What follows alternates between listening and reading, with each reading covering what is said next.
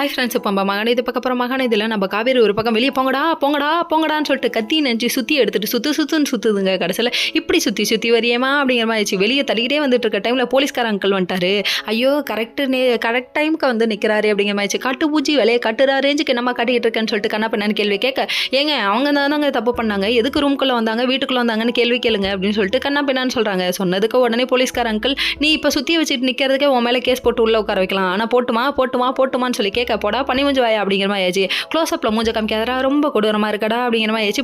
போலீஸ்கார அங்கிளை பார்க்க, கடைசியில் போலீஸ்கார அங்கிளை பார்த்து நம்ம காவேரியோட அம்மா சொல்கிறாங்க, நீங்கள் என்ன அவங்களுக்கு சப்போர்ட் பண்ணுறீங்க அப்படின்னு சொல்லிட்டு கேட்குறாங்க. பச்சி புரியலையா, துட்டு பச்சி துட்டு போகாத இடம் எங்கேயாவது இருக்கான்னு அந்த மாதிரி ஆயிடுச்சு. இதுக்கப்புறம் வந்துட்டு நீங்கள் அவங்களுக்கு சப்போர்ட் பண்ணுறீங்கன்னு கேள்வி மேலே கேள்வி கேட்குறாங்க. நீங்கள் எத்தனை கேள்வி கேட்டாலும் பிரச்சனையை நாங்கள் பண்ணிக்கிட்டே இருப்போம்னு சொல்லிட்டு பசுபதி ஒரு பக்கம் பேச ஆரம்பிச்சிட்டாப்ல. என்கிட்ட லட்சமாக வாங்கியிருக்காங்கன்னு சொல்லிக்கிட்டே இருக்க டைமில் பாட்டிக்கு சோறுன்னு மயக்கம் வந்துருச்சு. லோ பிபி பேஷண்ட்ரா, எனக்குலாம் மயக்கம் தாண்டா வரும்னு சொல்லிட்டு டபக்குன்னு அடிச்சிருச்சிங்க.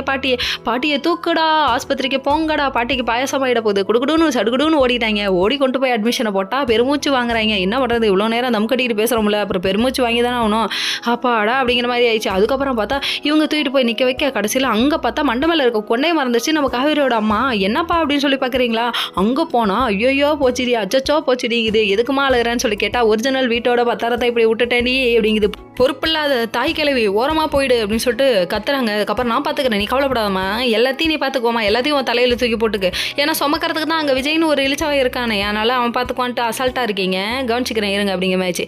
இதுக்கப்புறம் இவங்க எப்படியும் சால்வ் பண்ண போகிறதில்ல, விஜய் தான் வர போகிறாரு, பஞ்சாயத்து முடிக்க போகிறாரு, கடைசியில் உங்கள் பொண்ணு கொடுத்துடணும், சரியா டீல் வச்சுக்கலாமா அப்படிங்கிற மாதிரி. இவங்கள்ட்ட நம்ம சொல்லி என்ன ஆக போகுது. Okay friends.